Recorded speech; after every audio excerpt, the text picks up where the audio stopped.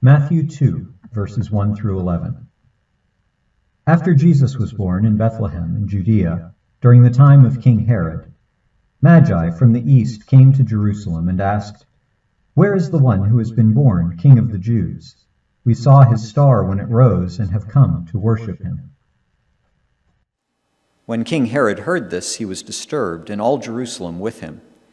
When he had called together all the people's chief priests and teachers of the law, he asked them where the Messiah was to be born. "In Bethlehem in Judea," they replied, "for this is what the prophet has written.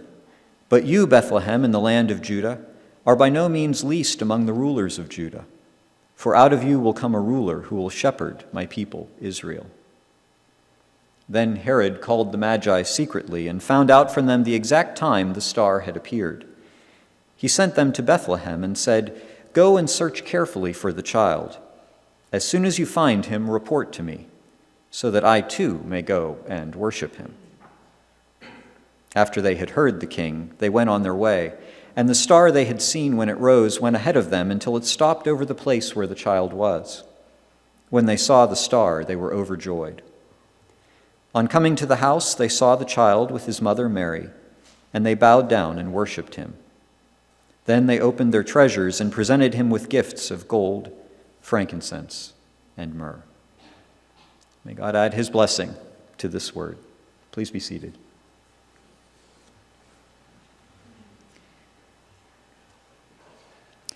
So we think about giving at Christmas time. What have been some gifts, maybe when you were little, what have been some gifts that you were just really wanting? Something that was top on your wish list. Or maybe it's this year too. I don't know. I'm not going to judge. Super Nintendo. Cabbage Patch Kid doll. Those were hard to find. Your mom probably had to punch somebody to get one of those. Yeah. An iPod? Okay. Anybody wanted a Red Ryder BB gun with a compass in the stock and a thing that tells time? No? Okay.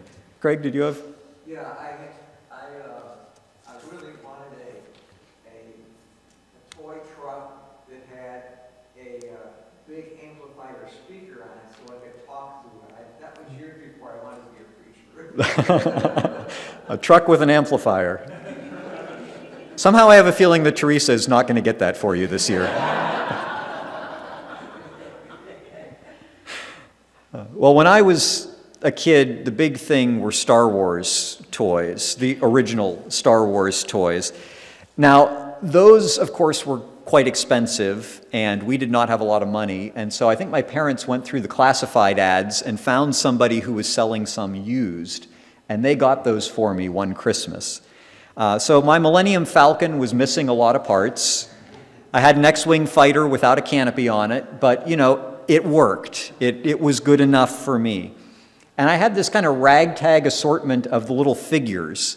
I had a Luke Skywalker, but a lot of them were these like random background figures that you would never notice, unless, like me, you wore out the VHS copy of the movie, watching it over and over and over again.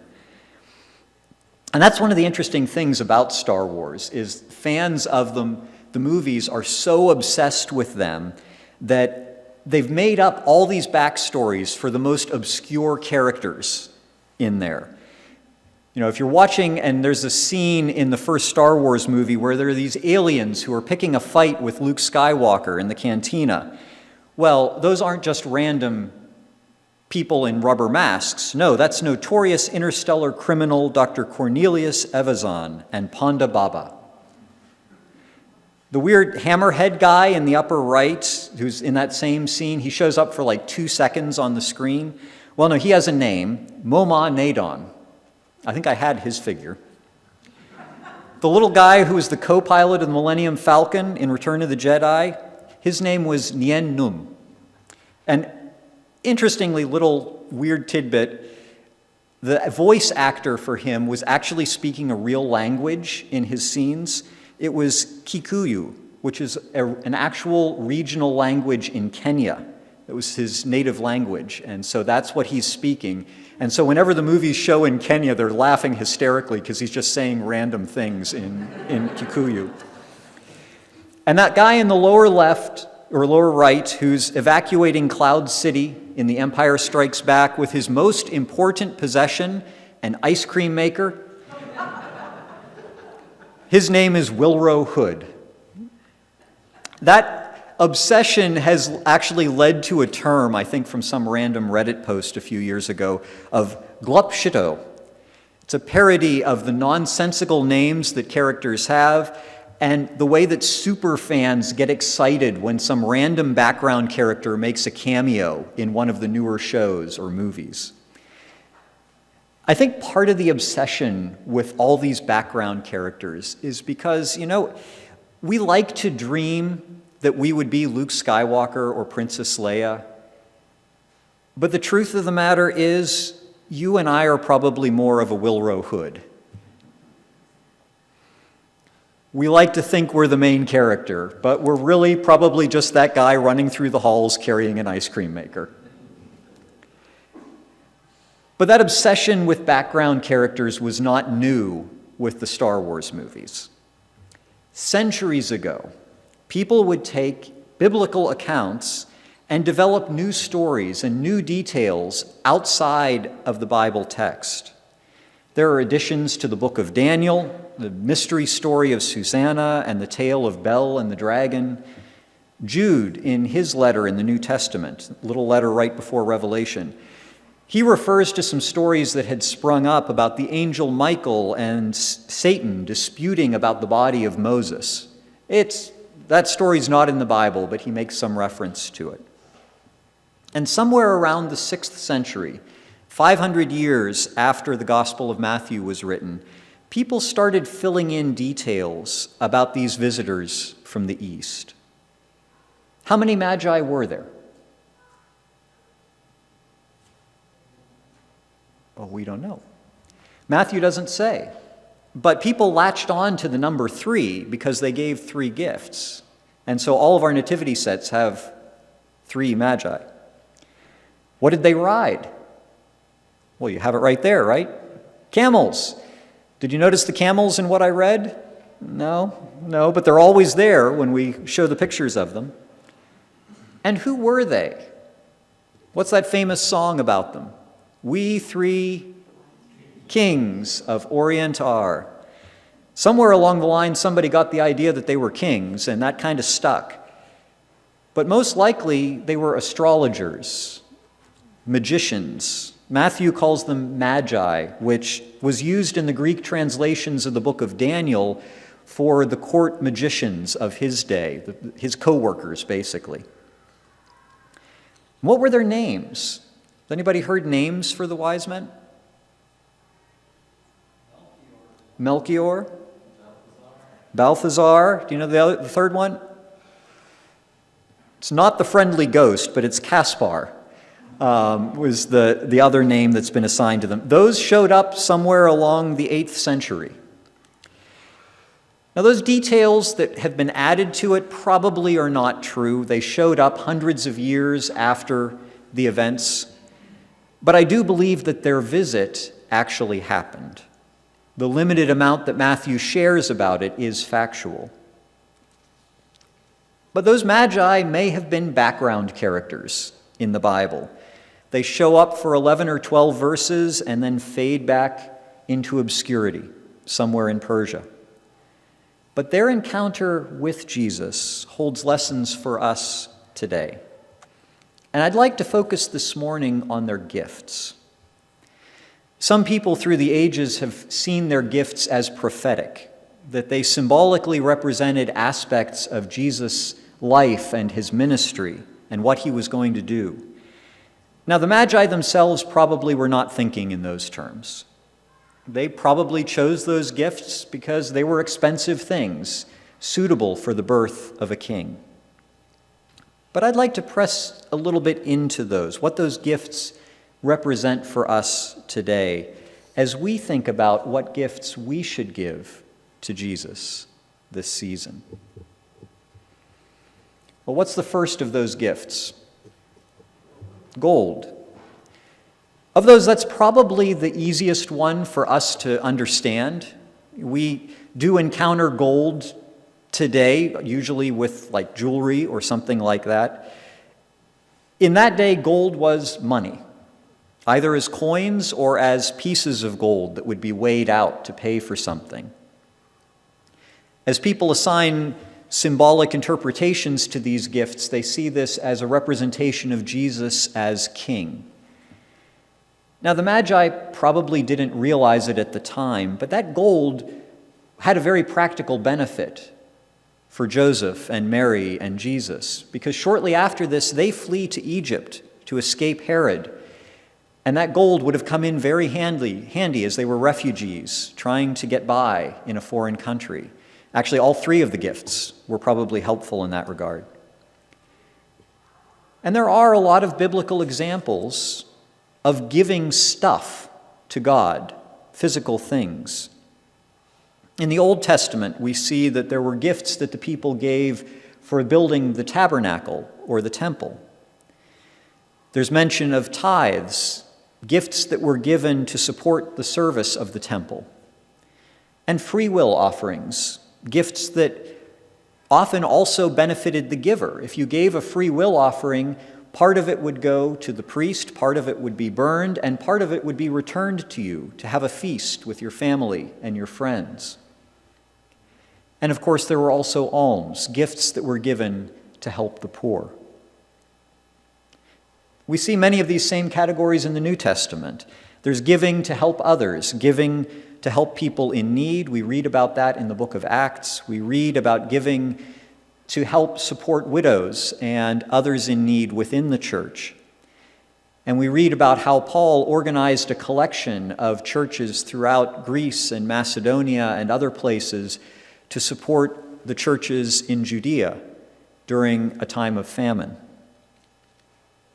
We read about how Paul advises the churches to support the local church with their gifts, especially those who were working more full-time among them. And we see gifts given for missions, supporting the spread of the gospel. Philippi, in particular, gave very faithfully to support Paul's ministry as he served as a missionary. And Jesus taught, he actually spoke quite a bit about giving and money. In Matthew chapter 6, a few chapters later from what we read, he says this, "Do not store up for yourselves treasures on earth, where moths and vermin destroy and where thieves break in and steal. But store up for yourselves treasures in heaven, where moths and vermin do not destroy and where thieves do not break in and steal. For where your treasure is, there your heart will be also." We see that giving our stuff is important. God can use what we give as a tool to help to build and support his kingdom. Giving, I think even more importantly, reminds us that our stuff is not what's eternal. Although Jesus does know how important it is to us. But giving, he says, shapes our hearts. Notice he doesn't say that my treasure follows my heart, that I give to where my heart is, but that my heart follows my treasure. We care more about what we invest in. And so Jesus says, make sure you're investing in the right thing. And somehow, our giving in different ways stores up treasure in heaven. I don't know exactly what that looks like. But Jesus says there will be some form of reward we will see in eternity. And for all of these reasons, Christmas is known as a season of giving. God didn't just give us spiritually at Christmas, but physically.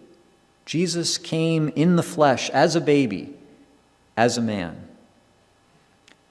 He became like us to experience life just the way that we do.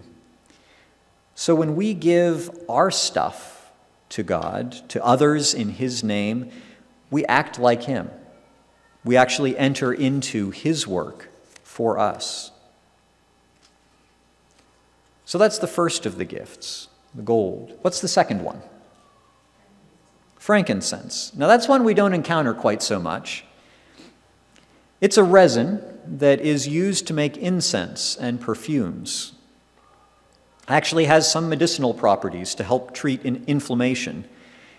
And it was part of the special mix that was used to make incense for the tabernacle and the temple. And God had said this particular mix of spices is not to be used for any other purpose, just for worship in the temple. When we assign symbolic meanings to these gifts, this is seen as representing Jesus in his role as our priest. Incense was used in worship in the temple to screen the most holy place, a reminder of God's mystery and the awe that we should have before him. Incense represented our prayers ascending to God as the smoke rose, reminding us that he's concerned about us. And incense was to provide a pleasant aroma and a reminder that our worship should be a joy. Worship, in fact, should be a type of offering, a sacrifice from us to God. In the book of Hebrews, we read, "Through Jesus, therefore, let us continually offer to God a sacrifice of praise, the fruit of lips that openly profess his name." Sometimes we'll sing that song, "We bring the sacrifice of praise into the house of the Lord." I kind of messed up the tune, but you get the idea. Do you ever really think about that? About praise, about worship as a sacrifice? Is it for you? Very often I think our temptation is to see worship as a gift for me. I enjoy the music. I have fun singing it. And I feel better when I do. But worship isn't primarily a gift for us. It's a gift for God. It should be fun. It should make us feel good. But in the way that it's fun to choose a gift for somebody else. If I'm choosing a gift for Ginger and I'll enjoy picking it out, I'll enjoy wrapping it and give it to her with joy to see her reaction when I open it. And as a gift, it should be something that has cost me. And worship should be the same way. It should take energy. The best worship is worship when you feel a little bit tired afterwards. And not because it was a dirge, but because you were putting so much energy into it, doing something good. If you haven't put energy into worship, is it really a gift? Or is it a chore? When we worship, we're also setting aside our preferences for God's. If I get a gift for Ginger, I'm not getting it because it's something that I want. I've tried that. It doesn't go very well. I remember one year my dad got my mom a set of spark plugs for her car for Christmas. That went about as well as you'd expect. I'm a little ambivalent about how much wish lists have become a part of giving these days. You create the list on Amazon and somebody just goes there, click, click, done. Sometimes it seems a little too impersonal. But in one sense, they're based on being able to get someone something that they really want. And that's not a bad thing. God has given us a lot of ideas in his word of how to worship him. Many of the songs that we sing, in fact, are based on Psalms and other parts of Scripture. To me, those are some of the most powerful songs that we sing.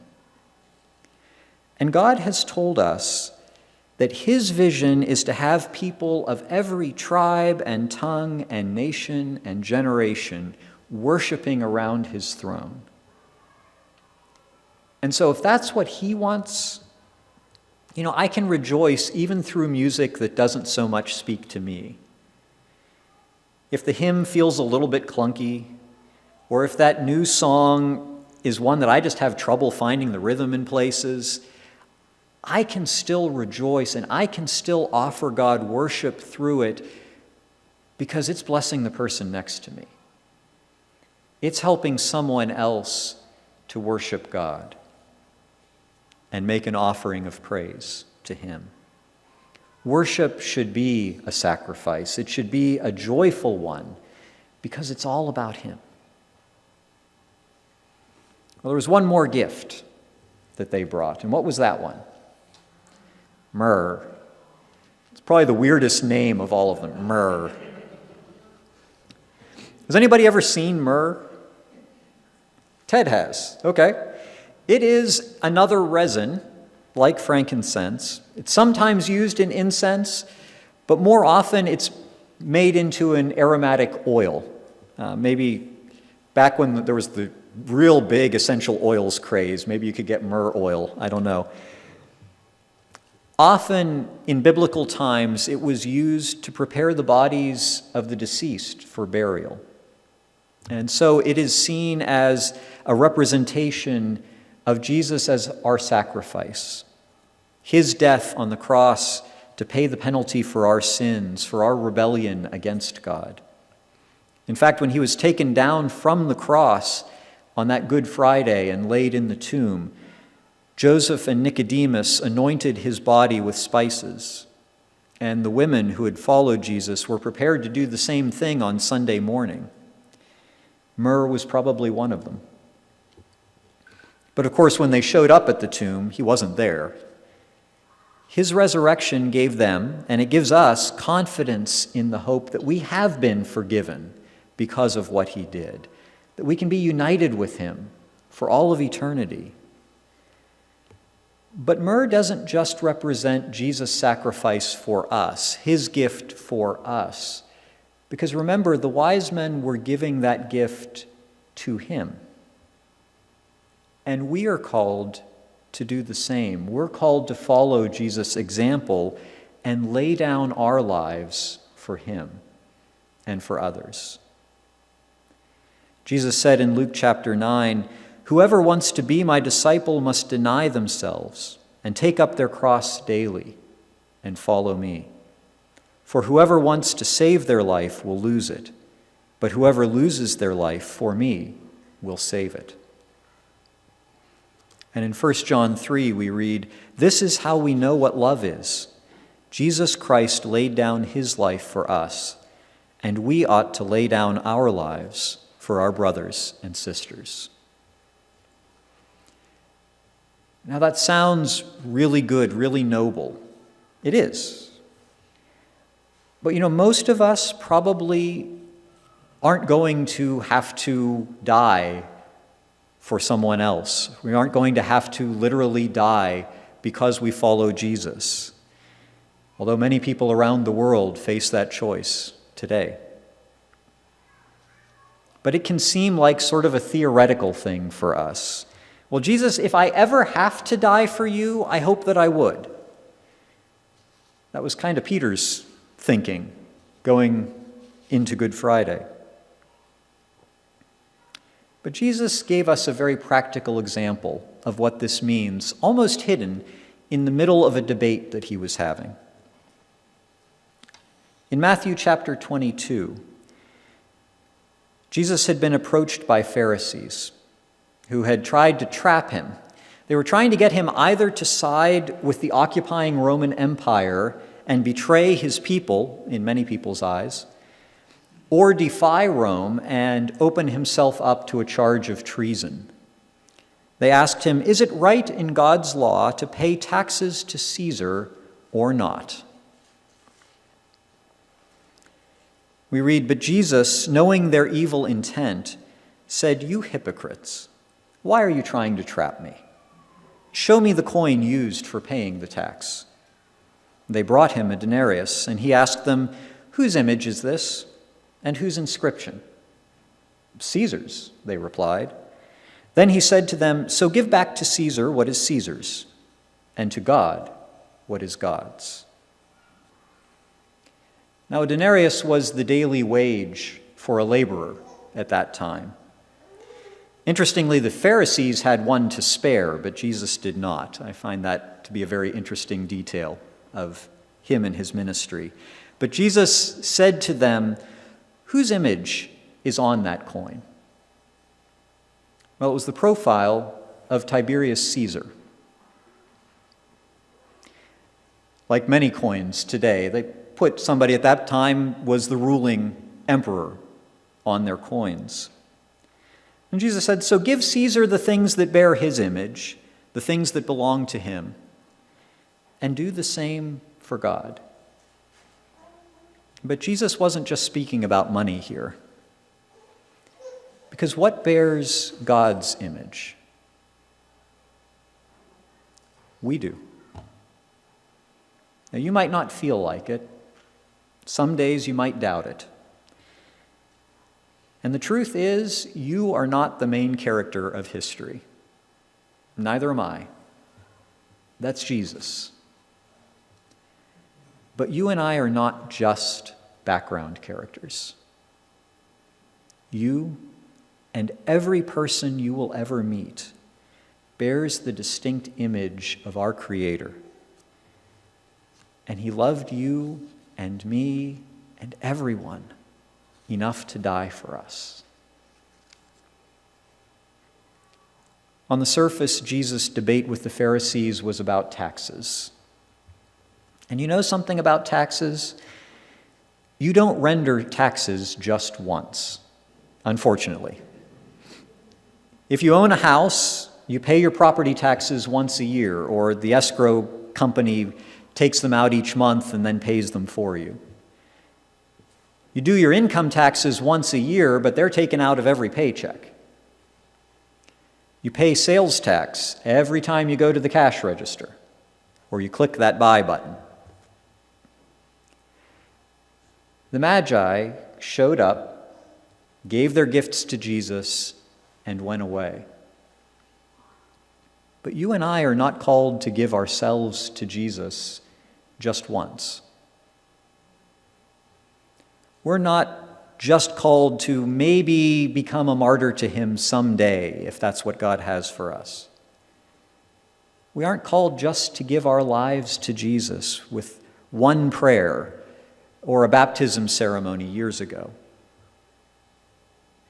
We aren't even called just to give our Sunday mornings to him. Now, those are important. They're good. But Jesus tells us to take up our cross daily. Lay down our lives daily. Render ourselves to God as often as we might render a sales tax to the government. Not as a tax, not as an obligation, but as a gift. I should get up each day and tell him, God, my life is yours. This day I give myself to you. Show me what you want me to do in it. And I should be willing to listen, to hear him say, take time today to learn from my word. Refuse to do that thing that I've said is bad for you. Lend a compassionate ear to your friend. Help that stranger. Give that money. Join with your brothers and sisters in sacrificial worship. And most of all, spend a few minutes with me, away from the distractions of this world.